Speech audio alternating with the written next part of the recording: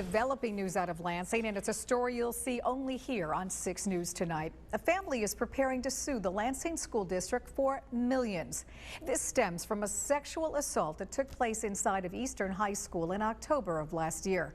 Our Mariah Harrison joins us now with the details. And Mariah, what do we know about this now?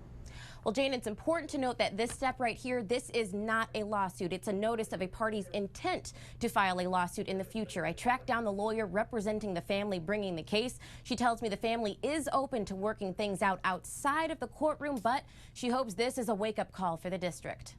The most that I'd like to say at this point is that my client was the victim of an assault in the school. The Lansing School District, the Lansing Board of Education, Superintendent Yvonne Kamal-Kanul, Eastern High School's principal and vice principal are among those named in the court papers filed this morning.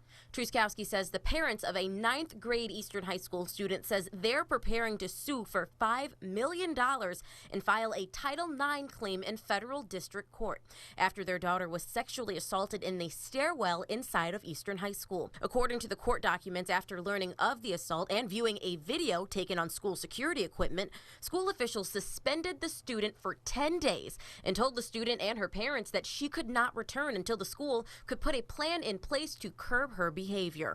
It's our position that the school district did not comply with the requirements of Title IX. The student accused in the sexual assault was originally charged with 4 felony counts. We've learned those charges were dismissed, and the accused has admitted to 1 misdemeanor count of indecent exposure. He's due back in court next week.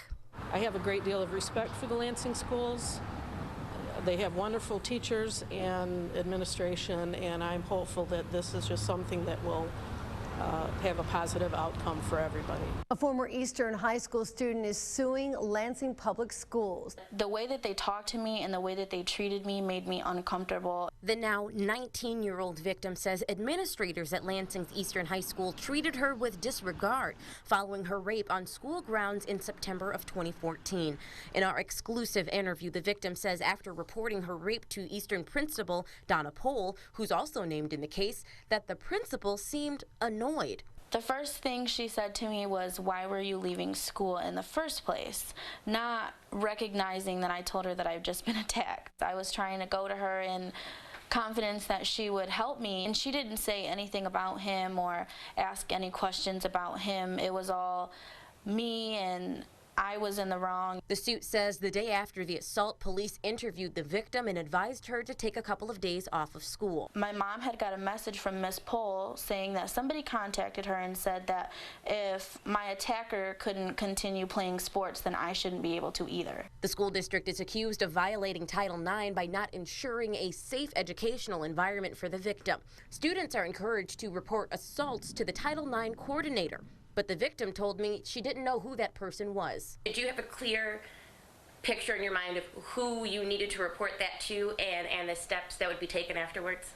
Not at all. I hope that this does make some changes in this district and hopefully other districts as well, because this is a problem that needs to be taken care of. We received a statement from Superintendent Yvonne Kamal-Kanul, who says, quote, "While federal and state privacy laws preclude us from making more specific statements at this time, I can assure our school community that we fully cooperated with law enforcement regarding the named perpetrator and supported the victim with care and compassion." As of now, there are 2 open cases pending against the Lansing School District, and both claim Title IX violations. We told you about the first lawsuit last month. That suit stems from a 2014 rape case that put 19-year-old Edward Jackson behind bars. The victim says the school district and school officials failed to create a safe educational environment for her after her rape, and she was not allowed to participate in extracurricular activities. Now, this most recent case and separate case filed this week claims that school officials had deliberately indifferent response to a second student's assault, and their failure to promptly respond and appropriately investigate led to harassment, nurtured a hostile environment, and effectively denied her access to educational opportunities. The same lawyer, Truskowski, is representing both victims. She issued us a statement this afternoon saying, "Since I filed the notice of intent, the district has not made an attempt to try to resolve this. I did give them an opportunity to settle this without litigation, and they declined to participate. I filed separate cases because although some of the same parties are involved, the circumstances are much different, and one is a minor while the other is now an adult." The U.S. Department of Education is currently looking into sexual violence in 5 Michigan school districts, and these documents show that the Lansing School District is one of them. The investigation started just a few weeks ago on September 1st. A spokesman for the district told me today that the administration is aware and is cooperating fully. The complaint that sparked the investigation may sound familiar. As we've reported, a teenage girl says she was suspended after reporting her sexual assault inside of Eastern High School late last year. Her family filed a civil complaint in district court early in the summer, and around the same time, their attorney filed the formal complaint with the Office of Civil Rights. The teenager accused in the case admitted to 1 misdemeanor count of indecent exposure and remains under court observation. Federal investigators will review all available evidence related to sexual violence in Lansing schools, including documents, interviews, and even on-site visits. The feds opened an investigation into Lansing schools and how they've been handling sexual violence complaints. It's a story you saw first on 6 News. School district officials say they've been cooperating fully with investigators, and their work was on display during last night's school board meeting. The district unveiled new policy hoping to address any confusion about their complaint process and Title IX compliance. Now, Mariah, how does the new policy differ from the old one?